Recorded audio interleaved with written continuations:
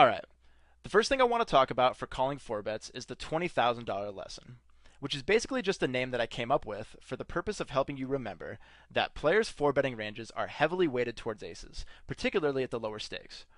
Now, I call it the $20,000 lesson because that's how much I'd estimate that I've lost in the past couple of years from calling 4-bets when I should have folded instead.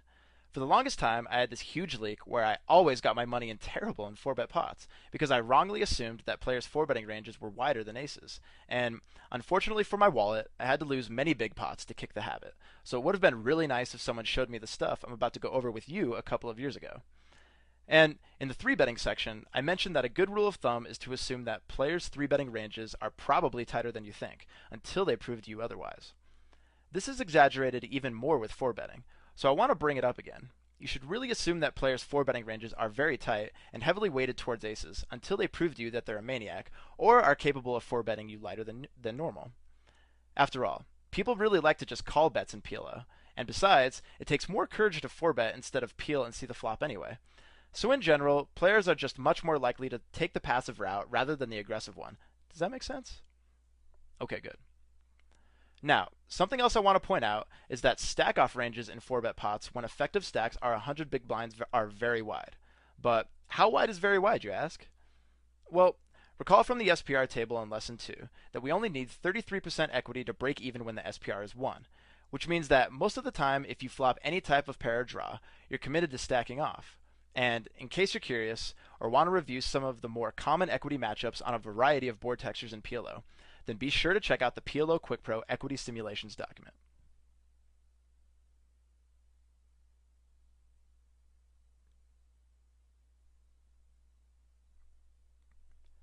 The next thing we're going to talk about is called the proximity effect, and it's a term that was coined by Tom Chambers to explain why hands that are typically strong do worse against 4-betting ranges that are heavily weighted towards aces.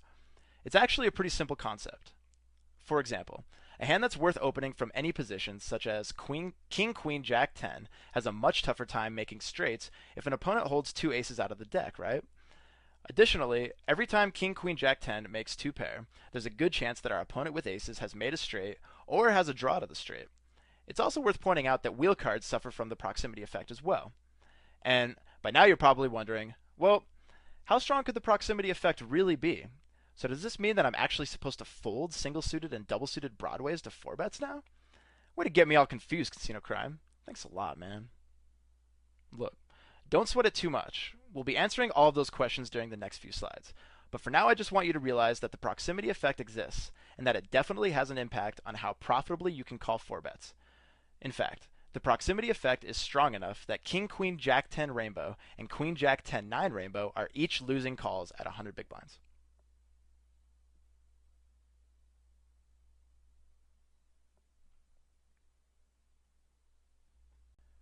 So, we just talked about how the proximity effect impacts the profitability of calling a 4-bet, right?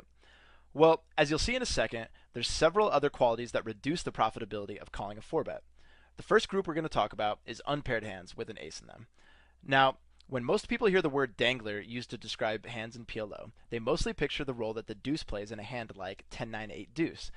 But if you're facing a 4-bet against an opponent who's likely to have aces, holding an ace in your hand is basically like having a dangler, because it doesn't add barely any value to the hand. And actually, we'd prefer our hand to not have an ace at all.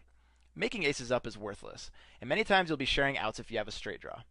In fact, the only unpaired hands with an ace in them that are profitable to call a 4-bet with at 100 big blinds are the very connected, double-suited hands like Ace Queen Jack 10 and Ace Jack 10 9, and the low proximity 3 straight hands like Ace 8 7 6 and Ace Jack 10 7.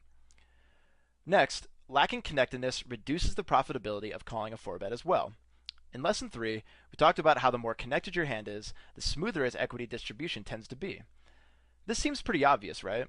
The more connected your hand is, the more likely you'll flop straight draws when you flop a pair, and the more likely you'll have a straight draw to go with your two pair as well. But I really wanted to point this out because there's a common misconception that I've seen talked about in the forums, where a lot of players think that it's profitable to call a 4-bet with any 4 unpaired, non-ace cards. But this is simply not true. For example, if you do the math on a hand like King 10 4 deuce single suited, you'll see that the low degree of connectedness destroys its profitability. And something else that's important, and it might seem obvious to you already, is that most of the hands that don't fall directly into one of these categories and that can't profitably call a 4-bet probably shouldn't have been 3-bet in the first place.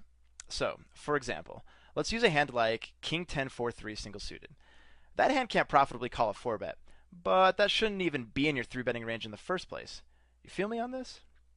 Okay, good. Alright, I'll give you a second to guess what the next category is. Damn, bro! You chose rainbow? You must be smart as hell. Now, since having low connectedness makes many hands unprofitable to call a 4-bet with, it shouldn't surprise you that being unsuited drags your profit down as well. Having a rainbow hand hurts a lot, and it's enough to make hands that generally play well in 3 and 4-bet pots, like double paired hands for example, losers at 100 big blinds. We'll look at some tables in the next couple of slides.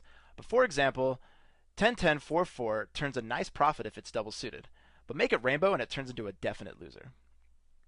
Last, having a pair in your hand causes you to lose money facing a 4-bet for the same reasons they suck to call 3-bets with.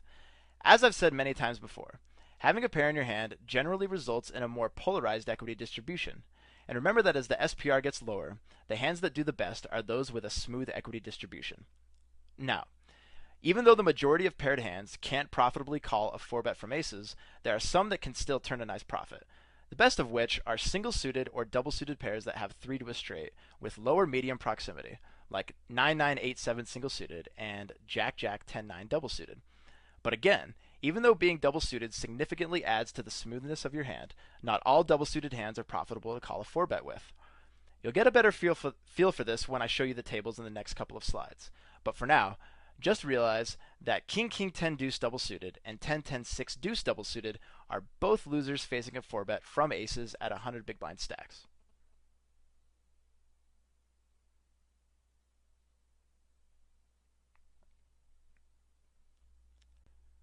Okay, so we know which hands to kick into the muck, but which ones do we call and scoop the big pots with?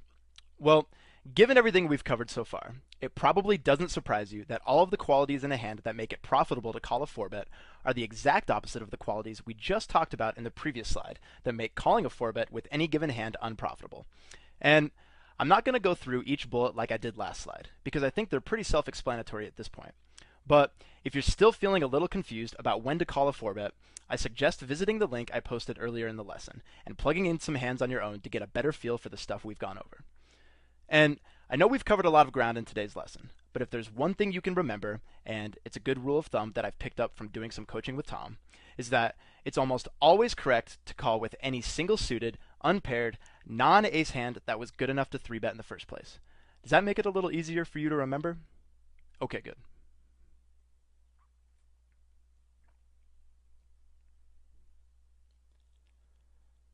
Alright, so before we get into the hand histories, I've got a couple of tables here that I want to show you, because I know that all of this stuff makes a lot of sense when you're sitting there listening to it, but you'll have a much better chance of understanding it, and more importantly, using it correctly at the tables if you have a visual aid to go along with it.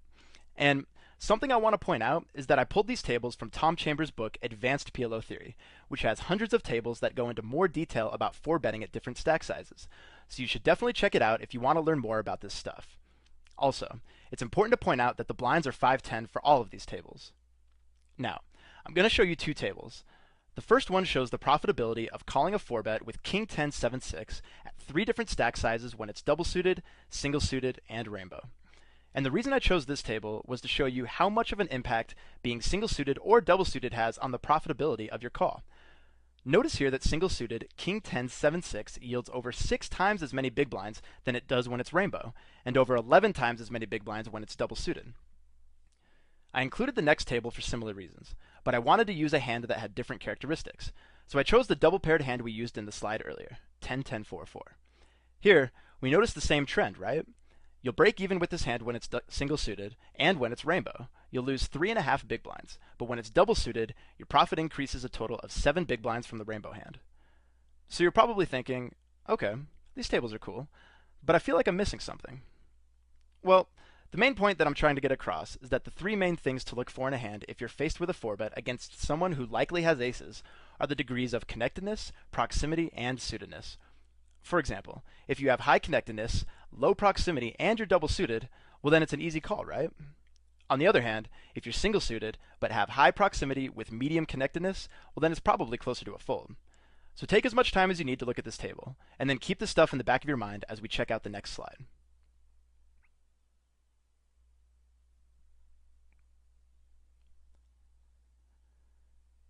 Okay, so these last two tables focus on the profitability of calling 4-bets with various combinations of kings.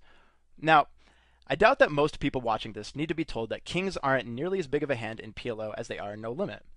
But something I've noticed from surfing the forums a bunch is that many players are confused about whether double-suited kings are profitable to call a 4-bet.